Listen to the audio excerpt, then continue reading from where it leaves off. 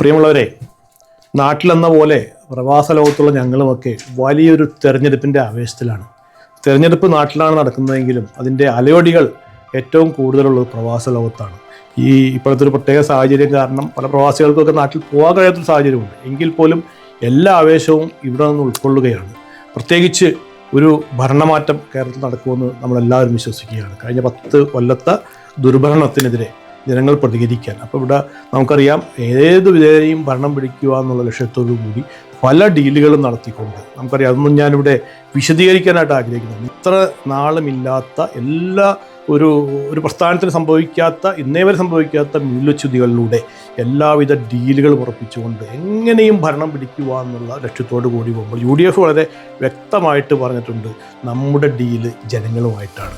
അതുമായിട്ട് മുന്നോട്ട് പോകുന്ന എല്ലാ UDFൻ്റെ സ്ഥാനാർത്ഥികൾക്കും വിജയാശംസകൾ നേരുകയാണ്. അതോടൊപ്പം ഇതിൽ പ്രവർത്തിക്കുന്ന, ഇതിന് വളരെ നമുക്കറിയാം നാട്ടിലൊക്കെ ഭയങ്കര ചൂടാണ്.